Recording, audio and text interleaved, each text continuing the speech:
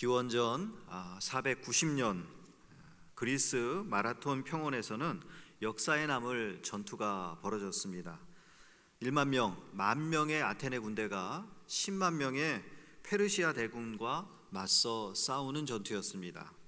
숫자로만 보면 도저히 이길 수 없는 싸움이죠. 10,000명 대 10만 명. 그러나 놀랍게도 아테네군이 승리했습니다. 전쟁이 끝난 후에 이 기쁜 승리의 소식을 전하기 위해서 한 병사가 약 42km 떨어진 아테네까지 쉬지 않고 달려갔습니다. 그리고 그는 마침내 승전의 소식을 기다리던 아테네 시민들 앞에서 이 승리의 소식을 외쳤습니다. 여러분 기뻐하십시오. 우리가 승리했습니다. 그리고 그는 그 자리에서 쓰러져 죽었다고 합니다. 자신의 생명을 다해 승리의 기쁜 소식을 전한 것입니다. 사랑하는 성도 여러분, 그렇다면 오늘 우리에게 가장 기쁜 그 소식은 무엇입니까? 전쟁에서 승리했다라고 하는 그 소식보다 더 기쁘고 생명을 다해 전해야 할 그런 기쁜 소식은 무엇일까요?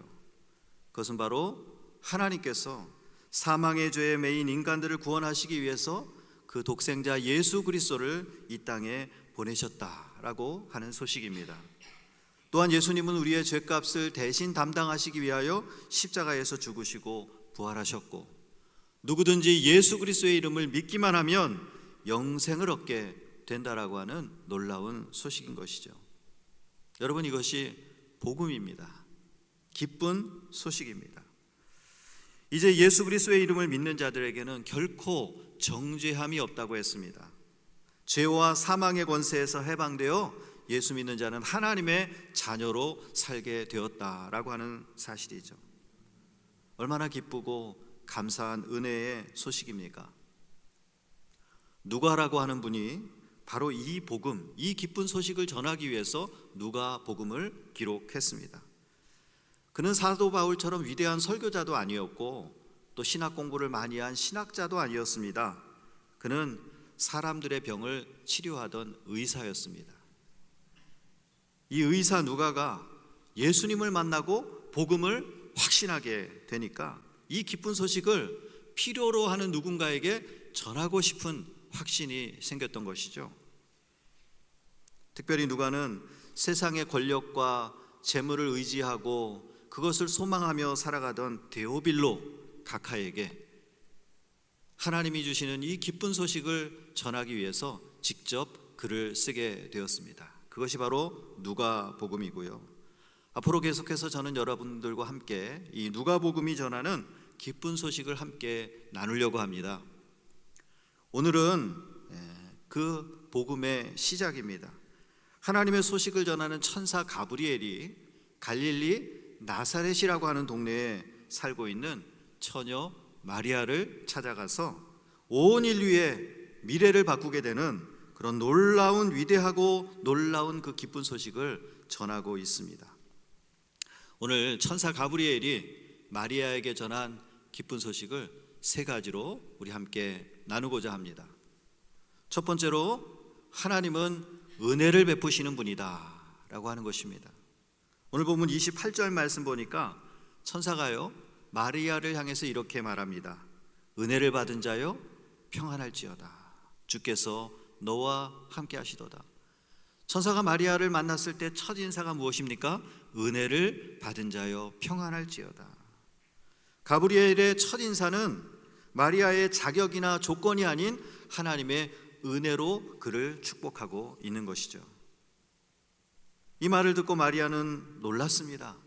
왜냐하면 자기는 하나님의 은혜를 받을 만한 전혀 이유가 없는 사람이라고 생각했기 때문이죠. 자격이나 조건이나 그 어떤 것을 따져봐도 마리아가 스스로 하나님의 은혜를 받은 자요 이해가 되지 않는 것입니다. 여러분, 마리아가 어떤 특별한 사람이었습니까? 어떤 뛰어난 대단한 가문의 여인이었나요? 전혀 그렇지 않습니다. 세상의 능력과 학식 없는 여인입니다. 마리아는 그저 이름 없는 마을 갈릴리 지역의 나사렛이라고 하는 지역, 성경에 보니까 유대인들은 나사렛에서 무슨 선한 것이 나겠느냐 할 정도로 무시하던 그 지역에 이름 없는 평범한 한 여인에 불과합니다. 하지만 하나님은 세상의 기준이 아니라 오직 그의 주권으로 이 보잘것없는 여인 마리아를 택하셨고, 오늘 그에게 은혜를 베푸시고 오늘 마리아에게 그와 함께 하시겠다고 약속의 메시지를 주고 계시는 것이죠. 여러분, 이것이 놀라운 소식입니다. 기쁜 소식입니다. 우리에게 찾아오는 소식은, 구원의 소식은 이처럼 조건 없는 하나님의 은혜라고 하는 사실이죠. 여러분, 우리가 하나님께 택함 받고 오늘 이렇게 이 자리에서 하나님을 예배할 수 있는, 예수 믿는 믿음을 갖게 된 거, 우리는 아무런 자격 없는 자들인데 바로 예수 그리스도 안에서 하나님의 은혜로 이 감사를 누리게 된 것 아니겠습니까? 오늘 본문 말씀 보니까 더 놀라운 것은 하나님께서 베푸시는 은혜의 방식입니다. 천사는 마리아에게 말합니다. 아들을 잉태하게 될 것이다. 여러분, 아들을 낳게 된다 그러면 좋은 소식입니까? 나쁜 소식입니까? 기쁜 소식이잖아요. 특히 당시로서는 더더군다나 그럴 것입니다. 그런데 여러분 생각해 보십시오. 이 마리아가 요셉과 결혼한 후에 이런 소식이 전해졌다면 아이고 감사합니다 했을 텐데, 여러분 성경을 보니까 아직 마리아는 남자를 알지 못하는, 요셉을 만나지도 않은 그런 여인입니다. 그저 정혼하여 약혼 상태에 있는 여인이었다라고 하는 것입니다. 그런 상황에서 아들을 낳게 된다라고 하는 것은 기쁜 소식이 아니라 아주 나쁜 소식이죠. 아마 이 소식을 알게 된다면 사람들은 이 마리아를 간음한 여인으로 오해할 것이고, 또 율법에 정한 대로라면 어쩌면 돌에 맞아 죽어야 되는 상황에 놓이게 될 수 있는 그런 소식이에요. 인간적으로 보면 지금 천사가 전해주는 이 소식은 할렐루야, 하나님 감사합니다 라는 고백이 나오기 힘든 소식이죠. 두렵고 떨리고 다가올 일들이 걱정되는 소식입니다. 그런데도 천사는 어때요? 마리아를 향해서 은혜를 받은 자라고 부릅니다. 왜 그렇습니까? 주님이 그녀와 함께 계시기 때문이다 라고 하는 거예요. 사랑하는 성도 여러분, 성경이 말하는 진짜 복은 내가 원하는 것을 얻는 것이 아닙니다. 일이 잘 풀리는 것이 은혜가 아닙니다. 주님이 우리와 함께 계시는 것, 하나님이 나와 함께 계신다라고 하는 것이 바로 은혜 위에 은혜인 것입니다. 사람들이 보기에는 실패처럼 보이고 눈물 나는 일 같아 보이지만 주님이 함께 계시는 사람에게는 그 모든 것이 다 은혜라고 하는 거예요. 이 순간에도 하나님이 나와 함께 계신다. 오늘 우리에게도 마찬가지입니다. 주님이 우리를 찾아오시고 또 우리 안에 거하시고 우리를 사용하시고 우리와 동행하시는 것이 가장 큰 축복이고 은혜인 줄로 믿습니다. 종종 우리는 은혜 받았다라는 말을 많이 합니다. 우리 크리스찬들이 아마 가장 많이 쓰는 말일 것 같아요. 은혜 받았습니다. 근데 대부분은 내가 원하는 무엇을 얻고 만족한다라고 하는 뜻으로 사용을 합니다. 내게 유익이 되고 내가 무엇을 받아야 은혜 받았다는 거예요. 내가 감동을 받아야 말씀의 은혜 받았습니다. 내가 또 어떤 원하는 것을 얻어야 하나님의 은혜를 받았습니다 라고 생각을 합니다. 그러나 성경이 말씀하시는 참된 은혜는 주님이 함께 하시는 거예요. 내가 무엇을 구하다가 받았을 때도 그것이 주님의 함께 하실 때에 그것이 은혜가 되는 것이지요. 여러분, 아무리 돈을 많이 벌어도 주님이 함께 하시지 않는다면 그것은 축복이 아니라 저주가 되는 것입니다. 마리아가 받은 하나님이 함께 하시는 임마누엘의 은혜가 예수 믿는 우리에게도 지금 동일하게 임하는 줄로 믿습니다. 부활하시고 승천하신 예수님께서 약속하신 대로 보혜사 성령을 우리에게 보내주시고 지금 하나님이 성령으로 우리와 함께 계십니다. 여러분은 혼자가 아니에요. 주님이 함께 계신다. 마태복음 28장 20절 말씀 보면 예수님께서 제자들에게 말씀하십니다. 내가 세상 끝날까지 너희와 항상 함께 있으리라. 사랑하는 성도 여러분, 예수 그리스도를 믿는 사람은 진정으로 주님이 함께 하시는 은혜를 누리며 사는 사람들입니다. 그래서 임마누엘의 이 은혜를 아는 사람, 임마누엘이 무엇입니까? 하나님이 우리와 함께 계신다. 이 임마누엘의 은혜를 아는 크리스찬은 항상 감사와 찬양이 넘칩니다. 하나님, 제가 예수 믿게 하신 거 감사합니다. 주님만 생각해도 기쁘고 감사합니다. 내가 세상에서 하나님의 은혜를 누리고 살아가는 사람이에요. 하나님이 나와 함께 계시니 이 은혜가 다른 무엇과도 비교할 수 없습니다 라고 고백하게 되는 것이죠. 사랑하는 성도 여러분, 오늘 우리와 함께 하시는 하나님의 이 놀라우신 은혜를 믿으시고 또 그 은혜로 인하여 기뻐하며 찬양하며 살아가는 그런 성도들이 되시기를 주의 이름으로 축복합니다. 두 번째로 기쁜 소식, 천사가 전한 기쁜 소식, 하나님은 신실하신 분입니다. 천사를 보며 놀라는 그녀에게 오늘 본문 31절에서 33절까지의 말씀을 보면 이렇게 말합니다. 보라, 내가 잉태하여 아들을 낳으리니 그 이름을 예수라 하라. 그는 위대한 자가 되고 하나님의 아들이라 불리워질 것이며 그는 영원히 이 땅을 다스리는 왕이 되고 그의 나라가 영원 무궁할 것이다 라는 메시지를 천사가 마리아에게 전하고 있어요. 가브리엘 천사가 전한 이 기쁜 소식의 핵심은 마리아의 몸을 통해서 날 아들에 관한 것인데 그 아들이 누구인가 라고 하는 것을 전하고 있는 것이죠. 이름이 누구라고요? 예수. 예수라고 하는 이름의 뜻은 예수와 여호와는 구원이시다 라고 하는 뜻입니다.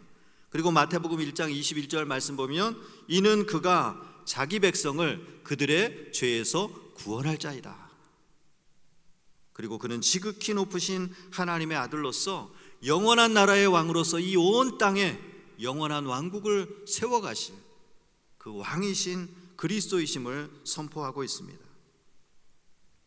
근데 여러분, 예수님의 탄생은 갑자기 하나님께서 천사를 통해서 마리아에게 주신 그 메시지가 아니죠. 하나님께서는 성경에 보니까 우리 인간이 타락할 때부터 이 땅에 자기 백성들의 죄를 사하시기 위하여 메시아 예수 그리스도를 이 땅에 보내신 것을 약속해 주셨습니다. 창세기 3장 15절을요 신학적으로 원시복음 최초복음이라 그럽니다. 창세기 3장 15절에 보면 하나님께서는 뱀에게 이렇게 말씀하십니다. 여자의 후손이 네 머리를 상하게 할 것이다. 바로 그 말씀하신 여자의 후손, 그분이 예수 그리스도시고 사탄의 사망의 권세를 멸하시고 인류의 구원을 이루시기 위하여 이 땅에 오실 것을 이미 오래전에 약속하셨고 선지자들로 하여금 여러 번 말씀하셨던 것을 하나님께서 때가 이름에 그 약속을 성취해 주신 것이죠. 여러분이 하나님의 약속과 약속의 성취를 보면서 이것이 얼마나 놀라운 소식인가. 하나님의 약속은 결코 변하지 않는다라고 하는 사실이에요. 사람의 약속은 변해요, 안 변해요? 변할 수 있습니다. 뭔가 약속한 거를 하고 싶어도 때로는 자기 능력이 되지 않아서, 상황이 되지 않아서 못할 수 있어요. 지킬 수 없는 때가 있습니다. 그러나 하나님은 전능하신 하나님, 신실하신 하나님이세요. 하나님은 약속하신 것을, 말씀하신 것을 반드시 이루시는 분이시다 라고 하는 것입니다. 우리 한번 다 같이 해보겠습니다. 하나님은 신실하십니다. 하나님은 신실하세요. 신실하시다라고 하는 말은 끝까지 믿을만하다라고 하는 뜻이에요. 저는 정말 이 시대에 신실하신 하나님, 이것이 바로 복음이라고 생각합니다. 왜냐하면 세상에는 믿을 사람이 없기 때문이에요. 심지어 저는 제 자신도 제가 저를 믿지 못하겠는데요. 여러분, 살아보니까 끝까지 믿을 수 있는 사람이 얼마나 됩니까? 우리는 쉽게 변합니다. 참 인간의 연약함을 우리가 변하게 보게 됩니다. 마음도 변하고 약속도 변하는 것이죠. 결혼식장에서 신랑 신부가 결혼할 때 평생 사랑하겠다고 약속합니다. 그러나 시간이 지나면서 그 약속이 흔들리는 경우가 얼마나 많습니까?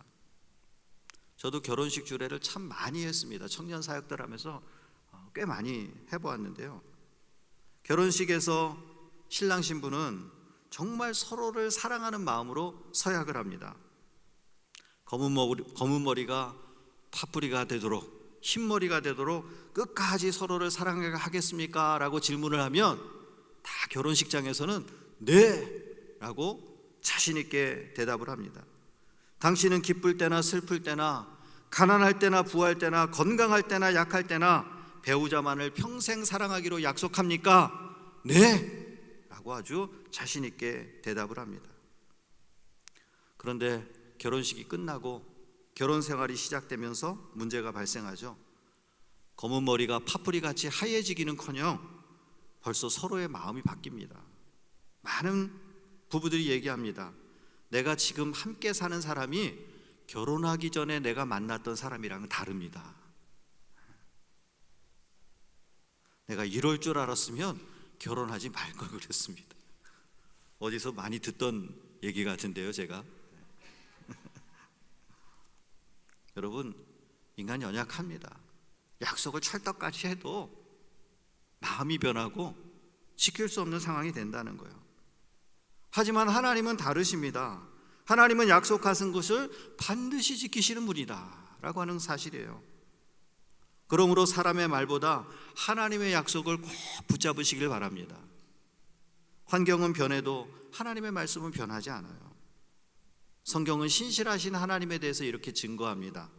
민수기 23장 19절 말씀 보니까 하나님은 사람이 아니시니 거짓말을 하지 않으시고 인생이 아니시니 후회가 없으시도다.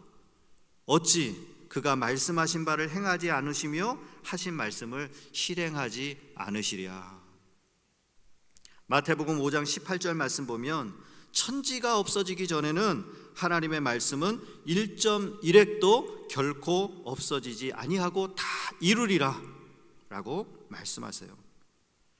우리 아버지 하나님께서는 거짓말을 미워하시고 한번 약속하신 것을 결코 후회하지 않으시고 그의 말씀은 반드시 그대로 이루어진다 라고 하는 사실입니다. 똑같은 약속이라도요, 누가 그 약속을 하느냐가 중요합니다. 능력도 없는 사람이 말하면 우리는 그것을 사기라 그러고 거짓말이라 그래요. 그 약속은 신뢰할 만한 것이 되지 못할 것입니다. 여러분, 앞으로 제가 여러분들에게 매달 1,000불씩 드리겠습니다, 이런 약속을 하면 여러분 믿으시겠어요? 제 마음은 그래도 제 능력이 안 되잖아요. 근데 만약에 주지사나 대통령이 여러분 그렇게 공약을 한다고 해보세요. 그렇게 발표를 한다고 해보세요. 믿을만 하잖아요. 제가 말하는 거랑은 다르잖아요. 왜 그렇습니까? 그럴 만한 능력이 있기 때문인 것이죠. 하물며 만왕의 왕이시고 전지전능하신 만물의 주권자 되신 하나님의 말씀 믿을만 합니까? 안 믿을만 합니까? 아멘입니다. 사랑하는 성도 여러분, 신실하신 하나님의 약속을 100% 신뢰하는 믿음의 사람들이 되시기를 주의 이름으로 축복합니다. 영원히 변함없으신 하나님의 말씀을 꼭 붙잡으시고 삶 가운데 믿음으로 승리하는 성도들 되시기를 주의 이름으로 축복합니다. 마지막으로 세 번째, 우리에게 주시는 기쁜 소식은 무엇인가? 하나님의 모든 말씀은 능치 못하심이 없습니다 라고 하는 사실이에요. 오늘 34절 말씀을 보니까 마리아가 천사의 말을 듣고 질문합니다. 아니, 나는 남자를 알지도 못하는데 어떻게 아기를 낳습니까? 어떻게 이런 일이 있겠습니까? 당연한 질문이잖아요. 남자를 알지 못하는 처녀가 아이를 낳는다는 것은 당연히 상식적으로 말이 안 되는 것이죠. 그러자 천사는 이렇게 대답합니다. 35절 말씀 보니까 성령이 내게 임하시고 지극히 높으신 이의 능력이 너를 덮으시리니. 37절 말씀 보면 대저 하나님의 모든 말씀은 능하지 못하심이 없느니라. 한마디로 사람은 불가능하지만 하나님은 가능하시다는 거예요. 마태복음 19장에 보면 예수님도 똑같은 말씀을 하셨어요. 예수님께서 제자들에게 이렇게 말씀하십니다. 낙타가 바늘귀로 들어가는 것이 부자가 천국에 들어가는 것보다 쉬우니라. 그 얘기를 듣고 제자들이 질문합니다. 그러면 구원받을 사람이 어디 있겠습니까? 그러자 예수님께서 이렇게 말씀하시죠. 사람으로서는 할 수 없으나 하나님으로서는 다 하실 수 있느니라. 여러분, 사람은 불가능하지만 하나님은 다 하실 수 있다는 거예요. 그러면서 오늘 보면 36절에 보면 천사가 이렇게 이야기하죠. 나이가 많아 임신할 수 없는 엘리사벳이 아들을 가졌다라고 하는 거예요. 우리 지난 시간에 함께 보았지 않습니까? 사가랴와 엘리사벳. 그 엘리사벳이 아이를 가졌다라는 증거를 대며 하나님의 말씀은 인간의 상식을 넘어서고 자연의 법칙을 뛰어넘어서 일하신다라고 하는 것을 알려주고 있습니다. 그러면서 해주시는 마지막 말씀이 그거예요. 대저 하나님의 모든 말씀은 능하지 못하심이 없느니라. 이거를 영어로 보면 그 뜻이 더 분명합니다. For nothing will be impossible with God. 하나님과 함께라면 불가능할 것이 하나도 없다는 거예요. 여러분, 기쁜 소식이잖아요. 하나님이 개입하시면 불가능도 가능이 됩니다. 하나님이 일하시면, 하나님이 우리를 통해 일하시면 우리는 아무것도 아닌 자들이고 우리의 능력은 아무것도 없지만 하나님의 능력으로 모든 것들을 이루어 가게 되는 것이죠. 사랑하는 성도 여러분, 하나님은 지금도 동일하게 역사하시는 분이신 줄로 믿습니다. 절망을 소망으로 바꾸시고 실패한 인생을 새롭게 하시고 두려움 속에 있는 사람에게 담대함을 주시는 분이세요. 그래서 우리는 기도하며 내 힘으로 안 되는 일을 누구에게 맡겨야 합니까? 하나님께 맡기는 거예요. 우리의 능력 안 되죠. 못합니다. 그러나 하나님의 능력은 무한하십니다. 마지막으로 마리아가 이렇게 고백합니다. 하나님께 맡기는 거예요. 38절 말씀. 마리아가 이르되 주의 여종이오니 말씀대로 내게 이루어지다. 여러분, 이것이 믿음입니다. 아멘의 신앙, 믿음이에요. 앞으로 어떤 어려움이 그에게 닥쳐올지 사람들의 비난도 예상이 되고, 그러나 하나님의 말씀이라면 하나님께 맡기겠습니다. 하나님의 하시는 일, 하나님 저를 통하여 이루어지기를 원합니다 라고 하는 순종의 고백, 아멘입니다. 여러분, 아멘의 뜻이 무엇인지 아시죠? 그렇게 될 줄로 믿습니다. 하나님이 하시면 하시는 것이죠. 아멘은 믿음의 완성이에요. 우리가 하나님의 말씀을 아무리 읽어도 아멘하지 못하면 의미가 없어요. 그러나 하나님의 말씀 한 줄을 읽어도 아멘, 하나님이 이 말씀대로 하실 줄로 믿습니다. 지금 내가 생각할 때는 아무것도 아닌 것 같고 불가능해 보인다고 할지라도 하나님은 하실 수 있습니다. 아멘. 할 수 있는 믿음의 사람들 되시기를 주의 이름으로 축복합니다. 여러분, 교만한 사람은 아멘하지 못합니다. 겸손한 사람, 하나님 앞에 겸손한 사람만이 아멘할 수가 있는 거예요. 우리는 분명히 하나님의 뜻을 알면서도 때로는 그것이 나에게 해가 될까 봐, 또 내가 손해보는 것이 싫어서 나의 자존심 때문에 아멘하지 못하는 거죠. 때로는 아무리 성경을 읽어도 내 지식으로는 이해가 되지 않으니까 내 지식을 믿고 아멘할 수가 없는 것이죠. 인생의 주인이 나 자신이라고 생각하기 때문에 아멘하지 못하는 것입니다. 사랑하는 우리 은혜비 성도 여러분, 우리도 내게 손해가 되고 어려운 일이라고 해도, 또한 때로는 불가능해 보여도 주님이 원하시고 주님이 하기를 원하시고 주님 뜻이라면 이루어진다는 분명한 믿음이 있다면 아멘으로 순종할 수 있는 여러분들 되시길 바랍니다. 아멘, 이 짧은 단어야말로 하나님께 영광 돌리는 단어입니다. 하나님이 가장 기뻐하시는 것이 아멘이에요. 다시 한번 우리 다 같이 한번 아멘 해보겠습니다. 아멘.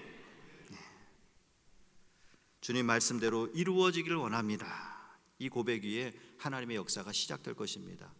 오늘 말씀의 본문에 나오는 마리아와 같이 우리도 주님, 저는 주의 종이오니 주님의 말씀대로 내게 이루어지이다 라고 고백하며 아멘으로 순종하는, 그리고 하나님의 큰 은혜를 누리시는 여러분 되시기를 주의 이름으로 축복합니다.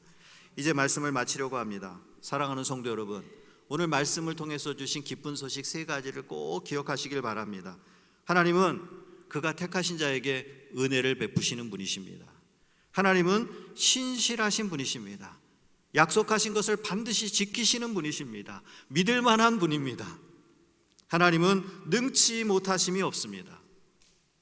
예수 그리스도를 통해 하나님이 우리와 함께 계시는 은혜를 우리에게 보여주셨고, 또 신실하신 하나님은 예수 믿는 자를 성령의 능력으로 덮으셔서 하나님의 뜻을 이루어 가시는 은혜를 베푸십니다. 이제 우리도 마리아처럼 주님, 나는 당신의 종입니다. 말씀에 순종하겠습니다. 나를 통해 하나님의 역사가 일어나기를 원합니다. 그리고 이 기쁜 소식을 온 땅 가운데 나도 전하며 살게 하여 주옵소서. 아멘입니다. 이렇게 아멘할 수 있는 은혜를 누리는 여러분들 되시기를 주의 이름으로 축복합니다.